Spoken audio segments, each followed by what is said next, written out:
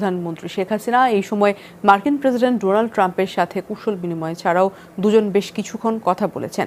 স্থানীয় সময় মঙ্গলবার দুপুরে ট্রাম্পকে স্বাগত জানান অ্যান্তনিও গুতেরেস। তারপরে শেখ হাসিনা ও মার্কিন প্রেসিডেন্ট ট্রাম্প কুশল বিনিময় করেন। এবার যুক্তরাষ্ট্রের কড়া সমালোচনায় অন্তর্বর্তী সরকারের প্রধান উপদেষ্টা ডক্টর মোহাম্মদ ইউনুস সাম্প্রতিক যুক্তরাজ্য সফরে বিবিসির সাথে সাক্ষাৎকারে তিনি বলেন, দেশটি হয়তো তাকে আর ক্ষমতায় চায় না। Here an address by His Excellency Mohammed Yunus.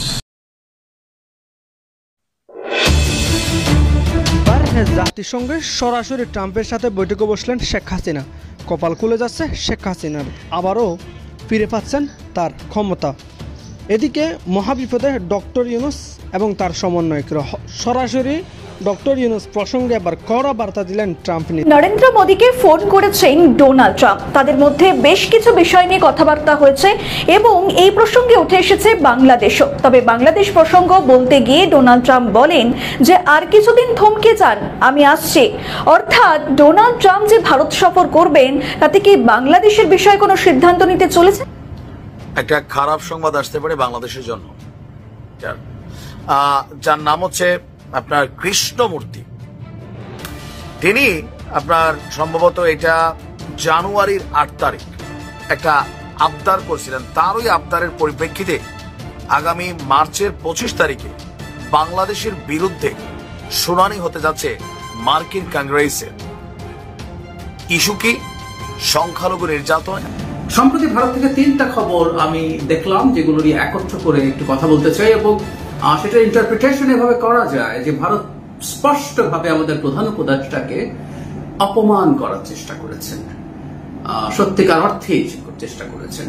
কয়েকদিন আগে আমি বক্তব্যগুলো নিয়ে কথা বলবো। কয়েকদিন আগে আমাদের প্রধান উপদেষ্টা বিবিসি বাংলার সাথে একটা ইন্টারভিউতে ভারতের সাথে সম্পর্ক খুবই ভালো আছে, ভালো থাকতেই হবে, ভালো থাকা ছাড়া উপায় নেই।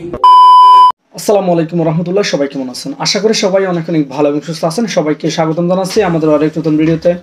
প্রতিদিনের মতো আমি ফারুকী। কি হচ্ছে দেশে, কি ঘটতে যাচ্ছে দেশে? ইতিমধ্যে আপনারা দেখেছেন যে বর্তমানে হঠাৎ করে সারা দেশে শুরু হয়েছে তুমুল অস্থিরতা এবং সারা দেশে রীতিমতো তোলপাড় সৃষ্টি করেছে। আমরা ইতিমধ্যে ভিডিওর শুরুতে অংশ বিশেষ দেখে বুঝতে পেরেছেন আজকের ভিডিওটা কতটা গুরুত্বপূর্ণ হতে চলেছে। তাই বিষয়টা আর বেশি বিস্তারিত বলবো না, কারণ বিস্তারিত বলতে গেলে ভিডিওটা অনেক লম্বা হয়েছে। আমি সংক্ষেপ করার ক্ষেত্রে আপনাকে মূল আলোচনা নিয়ে যাচ্ছি।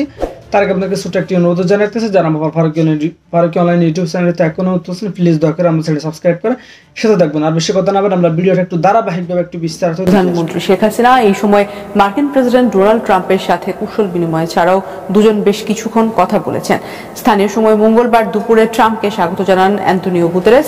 তারপরে শেখ হাসিনা ও মার্কিন প্রেসিডেন্ট ট্রাম্প কুশল বিনিময় করেন। দুজনকে বেশ কিছুক্ষণ কথা বলতে দেখা যায়।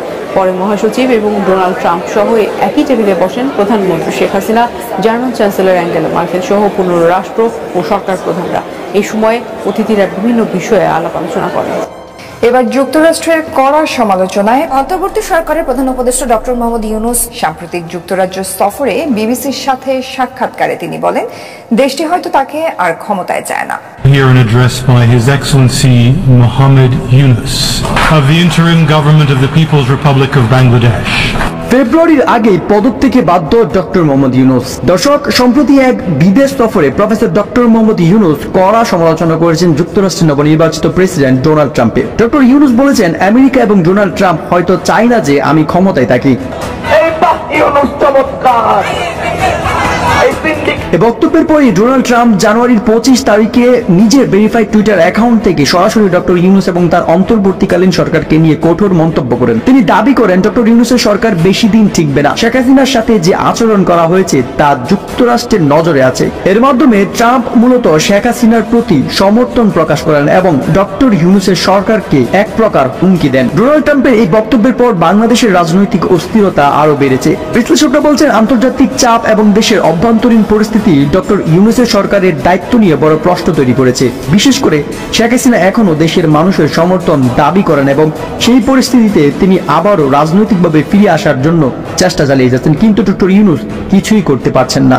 হঠাৎই নরেন্দ্র মোদীকে ফোন করেছেন ডোনাল্ড ট্রাম্প। তাদের মধ্যে বেশ কিছু বিষয় নিয়ে কথাবার্তা হয়েছে এবং এই প্রসঙ্গে উঠে এসেছে বাংলাদেশও। তবে বাংলাদেশ প্রসঙ্গ বলতে গিয়ে ডোনাল্ড ট্রাম্প বলেন যে আর কিছুদিন থমকে যান, আমি আসছি। অর্থাৎ ডোনাল্ড ট্রাম্প যে ভারত সফর করবেন তাতে কি বাংলাদেশের বিষয়ে কোনো সিদ্ধান্ত নিতে চলেছেন তিনি? হঠাৎই নরেন্দ্র মোদীকে ফোন ডোনাল্ড ট্রাম্পের, কথা হয় বেশ কিছু বিষয় নিয়ে। তার মধ্যে উল্লেখযোগ্যভাবে বাংলাদেশ নিয়ে বলতে গেলে ডোনাল্ড ট্রাম্প বলেন কিছুদিন দাঁড়িয়ে যান, আমি আসছি। সূত্র মারফত এই খবর চাউর হতেই ডোনাল্ড ট্রাম্পের এই দুটি লাইনের মানে নিয়ে চলছে বিস্তর আলোচনা। আসলে কি বলতে চাইলেন ডোনাল্ড ট্রাম্প? তবে কি হাসিনার সঙ্গে সরাসরি কথা বলতে চান তিনি? বাংলাদেশে ফেরার বিষয়ে হাসিনাকে নিশ্চিত করবেন? এমন নানা প্রশ্ন উঠে আসছে। মার্চে ভারত সফর করতে পারেন ডোনাল্ড ট্রাম্প, তবে তারিখ এখনো নিশ্চিত হয়নি। তবে এটা নিশ্চিত ভারতে এসে বাংলাদেশ নিয়ে কোনো চূড়ান্ত পদক্ষেপ করবেন ট্রাম্প, কারণ এই মুহূর্তে বিশ্ব দরবারে অর্থনৈতিকভাবে পথ পরিবর্তন চলছে, আর সেটা মার্কিন মূলকে ডোনাল্ড ট্রাম্প বসার পরে। ট্রাম্পের শুল্ক নীতিতে বিশ্বের অর্থনীতিতে পরিবর্তন আসছে, ফলে বাংলাদেশের চ্যাপ্টার ক্লোজ করতে উদ্যোগী নরেন্দ্র মোদী এবং ট্রাম্প, এটা বলছেন রাজনৈতিক বিশ্লেষকরা। কিন্তু প্রশ্ন হচ্ছে বাংলাদেশের উদ্ভট পরিস্থিতিতে কতটা সুরাহা করতে পারবেন দুই রাষ্ট্রপ্রধান? এদিকে ডোনাল্ড ট্রাম্প যুক্তরাষ্ট্রের ক্ষমতায় বসতেই বিস্ফোরক কিছু মন্তব্য করছেন। শুধু তাই নয়, এমন কিছু সিদ্ধান্ত নিচ্ছেন যা মার্কিন ইতিহাসে কখনো ঘটেনি। কিছুদিন আগেই ডোনাল্ড ট্রাম্প হোয়াইট হাউসে গভর্নরদের এক ওয়ার্কিং সেশনে বক্তব্য দিয়েছেন, আর সেখানেই মার্কিন প্রেসিডেন্ট ডোনাল্ড ট্রাম্প এক চাঞ্চল্যকর মন্তব্য করেন। বাংলাদেশের রাজনীতি শক্তিশালী করতে যুক্তরাষ্ট্র সরকারের কাছ থেকে এমন এক সংস্থা $29 মিলিয়ন পেয়েছে, যে সংস্থার নাম আগে কেউ শোনেনি। এমনকি সেই সংস্থায় মাত্র 2 জন কাজ করেন বলে উল্লেখ করেছেন তিনি। যুক্তরাষ্ট্রের প্রেসিডেন্টের এমন অভিযোগে সমস্যায় পড়বে না তো বাংলাদেশের সরকার? এর আগে দেখা গিয়েছিল চলতি মাসের মাঝামাঝিতে যুক্তরাষ্ট্রের ডজ বাংলাদেশ ও ভারত সহ বিভিন্ন দেশের অনেক প্রকল্পের অর্থায়ন বাতিলের ঘোষণা দিয়েছিল। ডজ ভেরিফাইড এক্স হ্যান্ডেলে জানিয়েছিল বাংলাদেশের রাজনৈতিক পরিস্থিতি শক্তিশালী করার লক্ষ্যে নেওয়া $29 মিলিয়ন অর্থায়ন বাতিল করা হয়েছে। এর আগে 2023 সালের সেপ্টেম্বরে তখনকার মার্কিন প্রশাসন বাংলাদেশে অবাধ এবং নিরপেক্ষ নির্বাচনে কেউ বাধা সৃষ্টি করলে তার জন্য ভিসা নিষেধাজ্ঞা প্রয়োগের ঘোষণা দিয়েছিল। ডজের সেই বক্তব্যের পর এবার মার্কিন প্রেসিডেন্ট ডোনাল্ড ট্রাম্প বলেন বাংলাদেশের সার্বিক রাজনীতি শক্তিশালী করতে $29 মিলিয়ন এমন এক সংস্থার কাছে গিয়েছে, যে সংস্থার নাম আগে কেউ শোনেনি। তিনি বলেন ছোট একটা সংস্থা এখান থেকে $10,000 পায়, সেখানে যুক্তরাষ্ট্র সরকারের কাছ থেকে পেয়েছে $29 মিলিয়ন। অর্থাৎ বাংলাদেশের রাজনৈতিক পথ পরিবর্তন ভাবিয়েছে ট্রাম্পকে। এর পাশাপাশি কে কলকাঠি নেড়েছে, কার লাভ, সমস্ত বিষয়ে ওয়াকিবহাল তিনি। এরপর ভারত সফর করে বাংলাদেশের পরিস্থিতির কি মূল্যায়ন করেন ডোনাল্ড ট্রাম্প, সেদিকে তাকিয়ে রয়েছেন প্রত্যেকে। ব্যুরো রিপোর্ট, নিউজ বর্তমান। বাংলাদেশে খুন ধর্ষণ অব্যাহত রয়েছে, আর তার মধ্যেই হিজবুত তাহরির তারা একটি কর্মসূচির ডাক দিয়েছে। গতকাল দেখা গিয়েছে ঢাকার রাজপথে সেখানে হিজবুত তাহরির একটি মিছিল, এবং সেই মিছিলে কার্যত দেখা যায় স্লোগান, শয়ে শয়ে সদস্যরা সেখানে যোগদান করেছে। যদিও পুলিশ আসরে নামে এবং পুলিশের সঙ্গে ধস্তাধস্তি হয় এবং বেশ কিছু হিজবুত তাহরির সদস্যদের গ্রেপ্তার করা হয়েছে, এমনটাই জানা যাচ্ছে পুলিশ সূত্রে। বাংলাদেশে খুন, ধর্ষণ, ডাকাতি বেড়েই চলেছে। পরিস্থিতি একই হয়ে রয়েছে মোহাম্মদ ইউনূসের দেশে। আর এর মধ্যেই মার্চ ফর খিলাফতের ডাক হিজবুত তাহরির। ঢাকা দখল করতে যায় এই নিষিদ্ধ গোষ্ঠী। আসলে বাংলাদেশে খিলাফত গড়ার ডাক দিচ্ছে তারা। শুক্রবার ঢাকার রাজপথে দেখা গেল শয়ে শয়ে মৌলবাদীকে মিছিল করতে। বাংলাদেশ কিভাবে সন্ত্রাসী দেশে পরিণত হচ্ছে তার বড় প্রমাণ এদের। যদিও এই সংগঠনটির মিছিল ছত্রভঙ্গ করার জন্য কাঁদানে গ্যাস ছড়ে পড়ে শুক্রবার রণক্ষেত্র হয়ে ওঠে ঢাকার রাজপথ। তাৎপর্যপূর্ণভাবে যেদিন সেনাপ্রধান বাংলাদেশে ফিরলেন, সেই দিনই এই ঘটনা লক্ষ্য করা গেল। তবে কি এর মধ্যে দিয়ে হিজবুত তাহরির বিশেষ কোনো বার্তা দেওয়ার চেষ্টা করলো? প্রসঙ্গত, শেখ হাসিনার আমলে হিজবুত তাহরির কোনোভাবেই বেড়ে উঠতে পারেনি। হাসিনার সরকার তা করতে দেয়নি। কিন্তু এখন গোটা দেশে চলছে নৈরাজ্য। ইউনূসের আমলে গোটা বাংলাদেশে নিষিদ্ধ জঙ্গি গোষ্ঠীগুলি মাথাচাড়া দিচ্ছে, আর এর সমস্যা ভোগ করতে হচ্ছে বাংলাদেশের সাধারণ মানুষকে। খবর রয়েছে মার্চ ফর খিলাফত কর্মসূচির ডাক দিয়েছে হিজবুত তাহরির, আর তারপরই শুক্রবার জুম্মার নামাজের পর ঢাকার রাজপথে মিছিল বের করে কট্টরপন্থী মৌলবাদীরা। পরিস্থিতি আয়ত্তের বাইরে চলে যেতে পারে, এই আশঙ্কা থেকেই রাজপথে নামে পুলিশ। ছড়ে কাঁদানে গ্যাস, পুলিশের সঙ্গে হিজবুত তাহরির সদস্যদের ধস্তাধস্তি দেখা যায়। এরপর লাঠিপেটা শুরু হলে ছত্রভঙ্গ হয়ে যায় মিছিল। কিছুক্ষণের জন্য মিছিলের অংশগ্রহণকারীরা বিভিন্ন জায়গায় ছড়িয়ে ছিটিয়ে পড়ে, তবে কিছুক্ষণ পর আবারও তারা সংগঠিত হয়ে স্লোগান দিতে থাকে। পরে অবশ্য পুলিশ গ্রেনেড ছুড়লে আবারও ছত্রভঙ্গ হয়ে যায় মিছিলটি। খবর রয়েছে বেশ কয়েকজন হিজবুত জঙ্গিকে গ্রেপ্তার করেছে পুলিশ। তবে প্রশ্ন উঠছে, এই জঙ্গি সংগঠনকে বাড়তে দিয়েছে মোহাম্মদ ইউনূসে। তারা সংগঠন মজবুত করছে, ধীরে ধীরে বাড়ছে তাদের কট্টরপন্থী দল। মৌলবাদীদের বারবারন্ত দেখা যাচ্ছে ইউনূসের জমানায়, তবে তাদেরই পুলিশ আটকে দিচ্ছে কেন, উঠছে প্রশ্ন। গোটা বাংলাদেশে এখন যা পরিস্থিতি, তাতে স্থায়ী সরকার অত্যন্ত প্রয়োজন বলছেন রাজনৈতিক বিশ্লেষকরা। তবে নির্বাচন নিয়ে গড়িমসি চলছে সরকারের ভিতরে। জাতীয় নাগরিক কমিটি আত্মপ্রকাশ হতেই একাধিক প্রশ্ন উঠতে শুরু করেছে। অনেকে বলছেন এই দল যে গঠিত হবে সেটা জানতেন মোহাম্মদ ইউনূস, আর তার মদতেই এই দল গঠিত হয়েছে। এখন খবর পাওয়া যাচ্ছে, এখন এই জল্পনাও ছড়িয়েছে যে যতদিন না এই নতুন দল বাংলাদেশের সাধারণ মানুষের আস্থাভাজন হয়ে উঠছে, ততদিন নির্বাচন করতে দেওয়া হবে না। আর সেটা হলে অত্যন্ত ভয়ঙ্কর দিকে এগোচ্ছে বাংলাদেশ, অনুমান রাজনৈতিক মহলের একাংশে। হিজবুত তাহরির মতো জঙ্গি সংগঠনগুলি মোহাম্মদ ইউনূসের আমলে বেড়ে উঠতেই তারা যেভাবে সংগঠন মজবুত করছে, তাতে ফাঁপড়ে পড়তে হবে বাংলাদেশের সরকারকে। এখন দেখার মোহাম্মদ ইউনূস সেটা বুঝতে পারেন কিনা। ব্যুরো রিপোর্ট, নিউজ বর্তমান। আগামী 25শে মার্চ একটা খারাপ সংবাদ আসতে পারে বাংলাদেশের জন্য। আপনারা অনেকেই এম রহমান মাসুমকে ছিলেন, যুক্তরাষ্ট্র প্রবাসী। তিনি গত কয়েকদিন যাবত একটা বিষয়ের উপর কথা বলছেন, তো আমিও বিষয়টা নিয়ে ঘাটাঘাটি করলাম, দেন কিছুটা সত্যতা পেলাম যে আসলে কিছু একটা ঘটতে যাচ্ছে। আপনারা জানেন যে ট্রাম্প ক্ষমতায় আসার আগে ভোটের জন্য হোক, যেমনি হোক, ইস্কনের মাধ্যমে হোক, বাংলাদেশে সংখ্যালঘু নির্যাতন নিয়ে একটা টুইট করেছিল। ইভেন দ্য লাস্ট টাইম যখন ট্রাম্প রাষ্ট্র ক্ষমতায় ছিল, তখন বাংলাদেশ থেকে সুযোগ সুবিধা ভোগ করা একজন হিন্দু কমিউনিটির নারী পিয়া সাহা মনে ছিল, সে গিয়া ট্রাম্পের সামনে বলছিল বাংলাদেশ থেকে 3 কোটি হিন্দু নাকি নাই হয়ে গেছে। খেয়াল আছে তো? আচ্ছা, নানান চড়াই উত্তরায় পার হয়ে আবারও ট্রাম্প ক্ষমতার এবার আইসা নিজে টুইট করছেন সংখ্যালঘু ইস্যুতে। আবার শেখ হাসিনার পতনের পর এই ট্রাম্প সরকারের খুবই ঘনিষ্ঠ একজন ক্যারেক্টার, যার নাম হচ্ছে আপনার কৃষ্ণমূর্তি, তিনি আপনার সম্ভবত এটা জানুয়ারির 8 তারিখ একটা আবদার করছিলেন। তার ওই আবদারের পরিপ্রেক্ষিতে আগামী মার্চের 25 তারিখে বাংলাদেশের বিরুদ্ধে শুনানি হতে যাচ্ছে মার্কিন কংগ্রেসে। ইস্যু কি?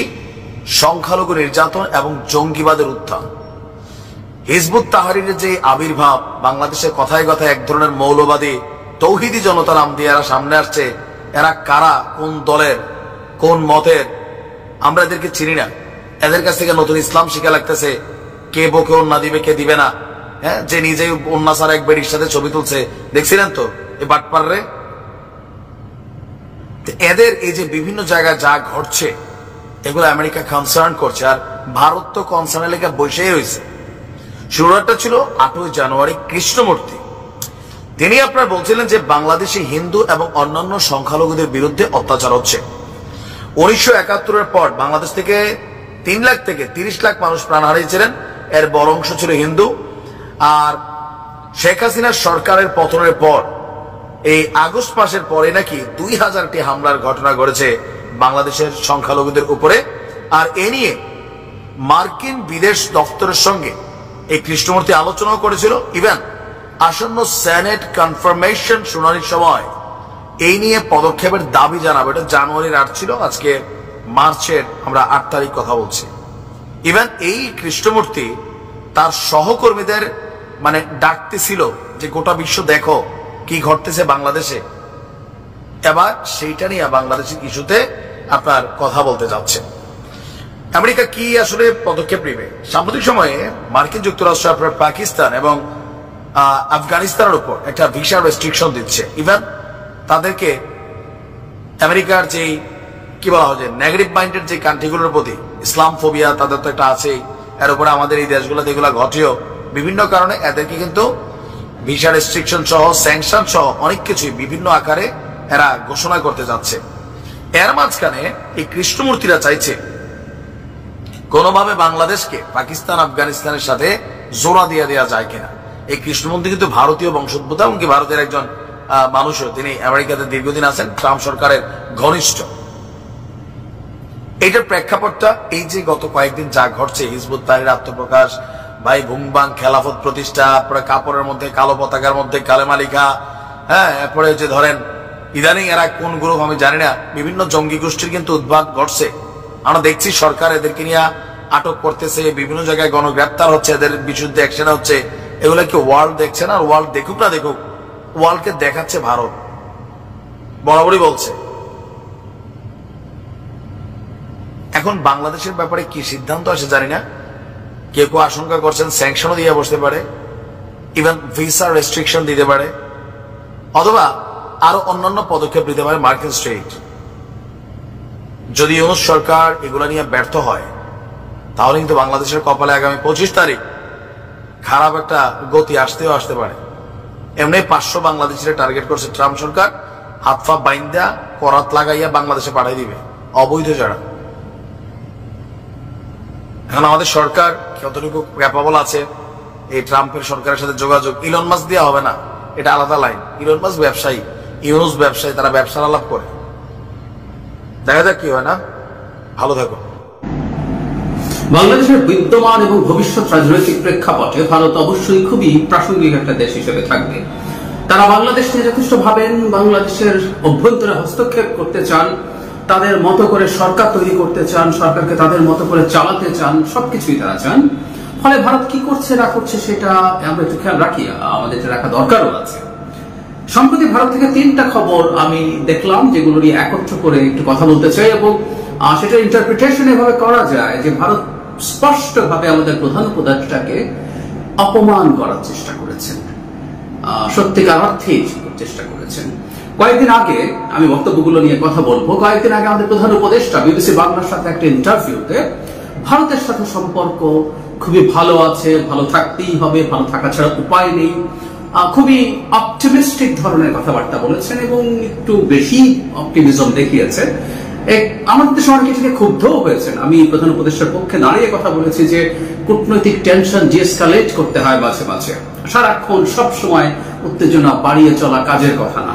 কিন্তু স্বয়ং প্রধান উপদেষ্টা যখন ডিএসকালেট করার চেষ্টা করছেন, তখন ভারতের দিক থেকে এমন বক্তব্য দেওয়া হচ্ছে যাতে মনে হতেই পারে যে ভারত আসলে এই সরকারের সাথে কোনোভাবেই সম্পর্ক উন্নয়ন চাইছে না, রাদার তারা এই সরকারের সাথে তাদের সম্পর্কের চাপ টানা পড়েন সেটা পরিকল্পিতভাবে কন্টিনিউ করবে, তাদের যে এজেন্ডা আছে। খেয়াল করি, প্রথমটা হচ্ছে বিবিসি বাংলা একটা দীর্ঘ রিপোর্ট করেছে এবং সেটা হেডলাইন এরকম করেছে, আবারও অন্তর্বর্তী সরকারের সমালোচনায় ভারত। এখানে জয়সওয়াল বলে যে ভদ্রলোক আছেন, তিনি তাদের যে মিনিস্ট্রি অফ এক্সটার্নাল অ্যাফেয়ার্স তার মুখপাত্র, সেখানে অনেকগুলো বিষয়ে সরকারের সাথে সরকার সমালোচনা করেছিলেন। তাতে মনে হয় যে পুরোনো কথাগুলো যখন একই ইন্টেন্সিটিতে একইভাবে সমালোচনার বিষয় হিসেবে আনেন, তাতে বোঝা যায় যে প্রধান উপদেষ্টার বক্তব্যকে তারা আসলে খুব বেশি কগনিজেন্সে নিচ্ছে না। বিবিসির ইন্টারপ্রিটেশনটাও তাই। ভারত 3-4টা বক্তব্য থেকে কি বলছে শুক্রবার ব্রিফিংয়ে আবারও বলেছেন, বাংলাদেশে হিন্দু সহ ধর্মীয় সংখ্যালঘুদের উপরে নির্যাতনের ঘটনায় ভারত চিন্তিত। তিনি জানান, গত বছরের 6 আগস্ট থেকে এ বছরের 16 ফেব্রুয়ারি পর্যন্ত সংখ্যালঘুদের উপরে সে দেশে যে 2374টি হামলার ঘটনা ঘটেছে, তার মধ্যে মাত্র 1254টি পুলিশ যাচাই করেছে এবং এর মধ্যে 98% হামলায় রাজনৈতিক চরিত্রের বলে খারিজ করে দেওয়া হয়েছে। মানে তাদের দাবি মতে আমরা মাত্র অর্ধেকটা প্রায় হিসাবে নিয়েছি, বাকি বিরাট একটা অংশ নেইনি। তাদের এই যে সংখ্যার কথা বলছে, এটা কোত্থেকে তারা পেয়েছে আমরা আসলে জানি না। ভারতের ডিসইনফরমেশনের কথা আমরা খুব ভালোভাবে জানি। তারপর তিনি বলছেন, বাংলাদেশে হিন্দু ও অন্য সংখ্যালঘুদের জীবন, সম্পত্তি ও ধর্মীয় উপস্থাপনার রক্ষার দায়িত্ব সে অন্তর্বর্তীকালীন সরকারের, সে কথা আমরা বারবার বলে এসেছি। এই ধরনের কোন হামলাকে রাজনৈতিক বলে চিহ্নিত না করে সব হত্যা, অগ্নিসংযোগ ও সহিংসতা সব ঘটনাতে এই দোষীদের বিচারের মুখোমুখি করা হবে, এটাই আমরা প্রত্যাশা করব।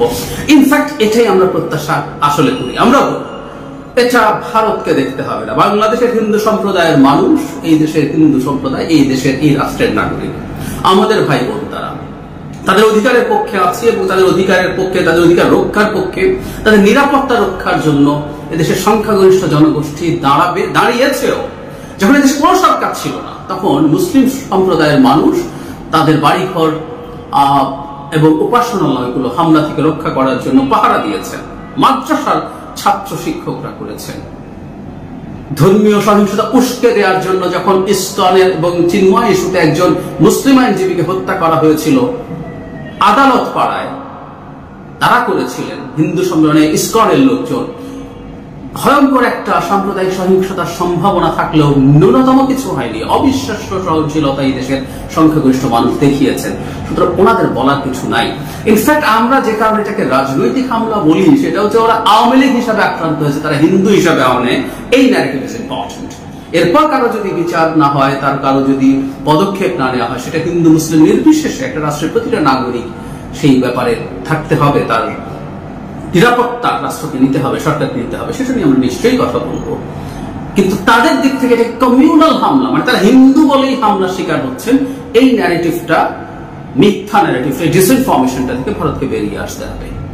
একই সাথে আমরা যোগ করবো, এই দেশে হাজার হাজার মানুষকে আহত করেছে, শত শত মানুষকে অন্ধ করেছে, 2000 মানুষকে হত্যা করেছে শেখ হাসিনা। তাদেরকে নিয়ে অবশ্য ভারতের কোনো মাথা ব্যথা নেই, খুব স্বাভাবিক, কারণ হাসিনা তাদের হয়ে এই কাজগুলো করেছেন। যাই হোক, এবং হিন্দুদের পরিস্থিতি আমাদের দেশের অভ্যন্তরীণ বিষয় বলে ভারতের নাক গলানোর কোনো দরকার নেই বলে আমাদের উপদেষ্টা যেটা বলেছেন, সেটা তারা নাকচ করে দিয়েছেন। তারা নাক গলাবেন, আসলে গলাবেন, কারণ আমি বহুদিন বলেছি ভারত একটা ন্যারেটিভ তৈরি করতে চাইছে। সেটা হচ্ছে এই অঞ্চলের বা কোন একদিন ওরা গ্লোবাল হাব হিন্দুর কাস্টোডিয়ান হিসাবে তাদেরকে সে দাবি করবে। এটা নিয়ে তাদের মারাত্মক ভূ রাজনৈতিক পরিকল্পনা আছে, যেটা ব্রুইং। 1-2 দশক পর এই ঘটনা হবে। আমি আবার একটু যোগ করে রাখি, আমি বিস্তারিত কথা বলেছি। পুতিন যেমন দুনিয়ার সব রাসায়ন ভাষাভাষী মানুষের কাস্টোডিয়ান, যেখানে যে দেশে এখন থাকুন না কেন তাদের জন্য তিনি সেই দেশ আক্রমণ পর্যন্ত করে বসতে পারেন, যেটা জর্জিয়াতে করেছেন, যেটা ইউক্রেনে করেছেন, এই অজুহাতে, যেটা মলদোভাতে করার সম্ভাবনা আছে, ঠিক একই কাজ ভারত করছে। তারপরে বাংলাদেশের আইন শৃঙ্খলা পরিস্থিতির ক্রমশ অবনতিতে ভারত উদ্বিগ্ন, সেখানে বলছে, এবং সেখানে গুরুতর অপরাধে সাজাপ্রাপ্ত উগ্রপন্থী লোকজনও যেভাবে জেল থেকে ছেড়ে দেওয়া হচ্ছে, তাতে পরিস্থিতি আরো খারাপের দিকে যাচ্ছে। তৃতীয়ত, বাংলাদেশের পরবর্তী নির্বাচন অন্তর্ভুক্তিমূলক এবং সবার অংশগ্রহণের ভিত্তিতে হওয়া উচিত বলে ভারত মন্তব্য করছে। অন্তর্ভুক্তিমূলক এবং সবার অংশগ্রহণে, তার মানেটা হচ্ছে আওয়ামী লীগকে নির্বাচনে আসতে দিতে হবে, একদম ক্লিয়ার। নির্বাচনের কথা বলছে এবং অন্তর্ভুক্তি নির্বাচনমূলক নির্বাচনের কথা বলছে, যেগুলো ভারত হাসিনার সময় বলেনি। আমাদের এগুলো শোনা আছে, জানা আছে খুব ভালোভাবে। এই ধরনের একটি নির্বাচনের মাধ্যমেই ও গণতান্ত্রিক পন্থাতে সেখানে যাবতীয় ইস্যুর মীমাংসা করা দরকার, যেটা এই মুহূর্তে হচ্ছে না। ভারত বলছে গণতান্ত্রিক পন্থায় নির্বাচনের মাধ্যমে এইসব করতে হবে। বাহ, ভালোই। সম্প্রতি যে কিছু বৈঠক হচ্ছে সেগুলোকেও খুব একটা গুরুত্ব দেন। গঙ্গা চুক্তি, তারপরে উন্নয়ন বিষয়ক যে দ্বিপাক্ষিক দুটো বৈঠক হয়েছে, সেগুলোকে নিয়মিত রুটিন বৈঠক বলা হচ্ছে। মানে আমাদের এটা যে আমাদের সম্পর্কের এক ধরনের সংকট তৈরি হয়েছিল, সেই সংকট থেকে বেরিয়ে আসার কোনো ইঙ্গিত কিনা কেউ কেউ এটাকে এভাবে ইন্টারপ্রিট করতে চেয়েছেন। ভারত এটাকে নাকচ করেছে, ক্লিয়ারলি নাকচ করা মানে হচ্ছে এটাকে তারা পাত্তা দেন নাই। সুতরাং এটা একেবারেই এক ধরনের রুটিন। আর প্রকল্প যে বাস্তবায়িত হচ্ছে না, সেটাকে তারা বাংলাদেশের নিরাপত্তা পরিস্থিতি, মানে সরকারকে সব রকম ভাবে আক্রমণ করা হচ্ছে। নিরাপত্তা পরিস্থিতির কারণেই উন্নয়ন প্রকল্প থমকে আছে, ফালতু কথা হয় না। আমরা ভারতের প্রকল্প নিয়ে দীর্ঘদিন বাংলাদেশে কথা বলেছি, আলোচনা করেছি। সম্ভবত লাইন অফ ক্রেডিট ছিল 8 বিলিয়ন বা 9 বিলিয়ন ডলারের, তার মধ্যে $1 বিলিয়ন গত এই শেখ হাসিনা তাদের পেয়ারের শেখ হাসিনার কাছে তারা ছাড় করেছিলেন 1 বিলিয়নের কাছাকাছি বা একটু বেশি, এবং সেগুলো যেগুলো তাদের আসলে করিডোরের জন্য প্রয়োজনীয় প্রকল্প।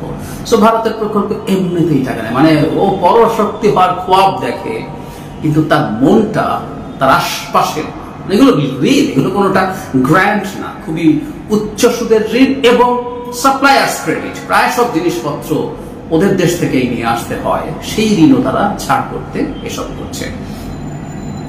ভিসা কার্যক্রম খুব স্বাভাবিক হবে না, সেটাও তিনি বলছেন।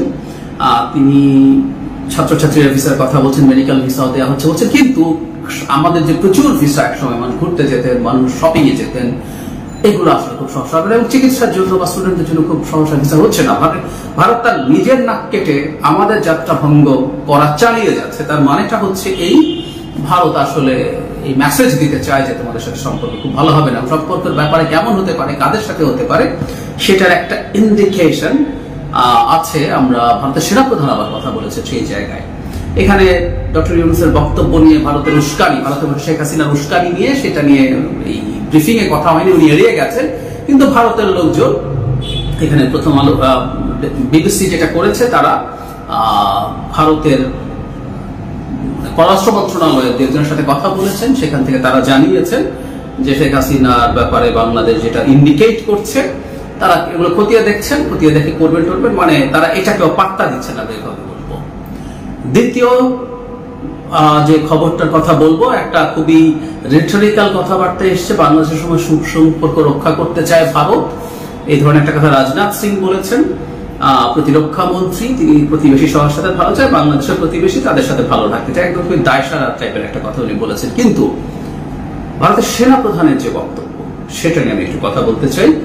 আবারও তিনি বলছেন বাংলাদেশের সাথে সম্পর্ক বদলাবে না, বদলাবে কিনা সেটা তিনি জানিয়েছেন। ওনার বক্তব্যটা এরকম, বাংলাদেশের সরকার পরিবর্তন হলে ভারতের সঙ্গে দেশটির সম্পর্কেও পরিবর্তন আসতে পারে বলে জানিয়েছেন সেনাপ্রধান। তিনি বলছেন সব সম্পর্ক মোটামুটি ভালো আছে, বলছেন সেনা সম্পর্ক খুবই শক্তিশালী, নিয়মিত তথ্য বিনিময়ের মাধ্যমে ভুল বোঝাবুঝি এড়াচ্ছে, তবে সরকার পরিবর্তন হলে এটি প্রভাবিত হতে পারে। এবং বাংলাদেশকে ইনফ্যাক্ট উনি ব্লেম করছেন একটা জায়গায়। বাংলাদেশ পাকিস্তানের সম্পর্ক নিয়ে প্রশ্ন উত্তরে সেনাপ্রধান বলেন, সন্ত্রাসবাদের কেন্দ্রস্থল একটি নির্দিষ্ট দেশে এবং তাদের প্রতিবেশী দেশের সঙ্গে সম্পর্ক থাকলে আমাদের চিন্তা হওয়া উচিত, কারণ সন্ত্রাসবাদের বিষয়টি ওই দেশ থেকেও ঘটানো হতে পারে, যা আমাদের প্রধান উদ্বেগ। একদম খুব ক্লিয়ারলি তিনি বাংলাদেশের সাথে যে সাম্প্রতিক সময়ে পাকিস্তানের সম্পর্ক ভালোর দিকে যাচ্ছে, এটা খুব স্বাভাবিক। পাকিস্তানের সাথে আমাদের একটা ভালো সম্পর্ক এমনিতেই লাগবে, India will have to accept that. Sheikh Hasina ভারতের প্রেসক্রিপশন নিয়ে পাকিস্তানের সাথে শত্রুতার সম্পর্ক করেছেন, সেটা তো হতে পারে না। আমরা প্রত্যেকটা দেশ যার যার সাথে আমার বেনিফিট আছে সেটা আমরা করবো। কিন্তু যেটা হয়েছে, এখন ভারত যেহেতু বাংলাদেশকে ছেড়ে বাংলাদেশের সাথে সংঘাত তৈরি করে দূরে সরে রাখতে চাইছে, পাকিস্তান তার সম্পর্ক এবং এনগেজমেন্ট, শুধু পাকিস্তান না, চায়না এনগেজমেন্ট অনেক বাড়াতে চাইছে, উইচ ইজ ভেরি ন্যাচারাল। কিন্তু ভারতের সেনাপ্রধানের এই বক্তব্য, উনি কিন্তু এখন প্রচুর কথা বলছেন বাংলাদেশ ইস্যুতে। ভারতের এটা একটা কৌশল, আমি মনে করি যে রীতির বিরুদ্ধে গিয়ে, রীতির বাইরে গিয়ে সেনাপ্রধানকে দিয়ে এই ধরনের বক্তব্য দেওয়ানো, মানে গুরুত্ব দেওয়া। তারা বাংলাদেশে পাকিস্তানের ISI এর গোয়েন্দারা আছে, ভারতের চিকেন নেকের কাছে গেছে, সেনাপ্রধান এই ধরনের, ভারতের সেনাপ্রধান এই ধরনের কথা বলেছেন, এবং একই সাথে নির্বাচিত সরকারের সাথে ভালো সম্পর্ক হবে ভারতের, এই আলাপ তিনি কিছুদিন আগেও করেছেন। এগুলো সবকিছু আমরা যদি একত্র করে, এটাও ডক্টর ইউনূসের উপরে তীব্র চাপ দেওয়ার মতোই, যে মানে তোমার সাথে আমাদের আর ভালো সম্পর্ক এবং এনগেজমেন্ট হবে না, এই বার্তা দিয়ে দেয়া। এই সব কিছু কখন করছে, যখন আমাদের প্রধান উপদেষ্টা তার জায়গা থেকে খুবই লিবারেল, খুবই আশাপ্রদ ধরনের একটা আশাবাদ দেখিয়েছে, খুবই লিবারেল আশাবাদ, মানে এতটা আশাবাদ দেখানোর কথা ছিল না, যেটাকে আমরা কূটনৈতিক ভাষায় এভাবে ইন্টারপ্রিট করতে চেয়েছি যে তিনি ডিএসকালেট করতে চেয়েছেন। কিন্তু ভারত এই বার্তা আসলে দিয়ে দিল জাস্ট তার এই ইন্টারভিউর 2-1 দিনের মধ্যেই, যে তারা আসলে বাংলাদেশের সাথে, অন্তত এই সরকারের সাথে, তাদের ভাষ্য মতে আসলে এই সরকারের সাথেও না, বাংলাদেশের কোন সরকারের সাথে ভারতের একটা ওয়ার্কিং রিলেশনস তৈরি হওয়ার সম্ভাবনা আমি দেখি না, যদি না তারা প্রায় শেখ হাসিনা না হয়ে ওঠে। বাংলাদেশ একটা নির্বাচিত সরকার, সেখানে যদি বিএনপি যদি আগামী নির্বাচনে নির্বাচিত হয়, শেখ হাসিনা দূরে থাকুক, 50% শেখ হাসিনা, 40% শেখ হাসিনা, 30% শেখ হাসিনা হওয়া সম্ভব না। ফলে আমাদের কারোর সাথে কোন সরকারের সাথে এটা সম্ভব কিনা আমি জানি না। মানে ইভেন বিএনপির মতো দল বা অন্য কেউ যদি ক্ষমতায় আসে, সে যদি ভারতের সাথে শেখ হাসিনার অর্ধেক বা কোয়ার্টার হয়েও সুসম্পর্ক রক্ষার চেষ্টা করে এবং সে যদি নির্বাচনটাকে ম্যানিপুলেট করতে না চায়, সে কিন্তু আর নির্বাচিত হবে না। সুতরাং আমরা ভারতের সাথে দীর্ঘমেয়াদে একটা খারাপ ধরনের সম্পর্ক দেখতে পাচ্ছি এবং বলা বাহুল্য এটা তাদের পুরোপুরি 15 বছর এই দেশটাকে, গণতন্ত্রকে, আমাদের প্রতিষ্ঠানগুলোকে, সবকিছুকে, আমাদের জীবনকে ধ্বংস করার পরও ভারতের মতো এই দানব রাষ্ট্রটার এখনো বোধোদয় হয়নি। এখনো সে একই রকম আচরণ চালিয়ে যাচ্ছে, চালিয়ে যাবে। আমরা অন্তত একটা জায়গায় আমি আশা করি এই সরকার তো বটে, ভবিষ্যতে যে সরকার আসবে তার প্রতিও আমাদের এই তীব্র চাপ জারি থাকতে হবে। কোনোভাবেই ভারতের সামনে মাথা নত করা যাবে না। আমাদের বর্তমান অন্তর্বর্তীকালীন সরকারের যাবতীয় সমালোচনা বহু জায়গায় থাকতে পারে, কিন্তু একটা জায়গায় তিনি আমাদের আত্মমর্যাদার যে বেঞ্চমার্ক তৈরি করে গেছেন, সেই বেঞ্চমার্ক আসলে অনাগত সব সরকারকে ফলো করতে হবে। আদারওয়াইজ তারা নির্বাচনে হেরে যাবার ঝুঁকি তাদেরকে নিতেই হবে। আমরা এই জায়গাটার ব্যাপারে খুবই দর্শক, ইতিমধ্যে আপনারা সবাই দেখেছেন, ভিডিওটি দেখে আপনার মতামত অবশ্যই কমেন্ট করে জানাবেন। আমরা চেষ্টা করি সারা দেশে যে পরিস্থিতি চলতেছে তারই ধারাবাহিকতা যে ভিডিওগুলো সামাজিক যোগাযোগ মাধ্যম আমরা পাই, সেগুলো আপনার মাঝে বিভিন্নভাবে মানে তুলে ধরার চেষ্টা করি। এখানে আমাদের ব্যক্তিগত কোনো মতামত নাই। অবশ্যই ভালো লাগবে, অবশ্যই শেয়ার করে দেবেন। চ্যানেল নতুন থাকলে চ্যানেল সাবস্ক্রাইব করে সাথে থাকলে এরকম ফান চলা করতে সবার রাখবে। ধন্যবাদ সবাইকে, আল্লাহ হাফিজ।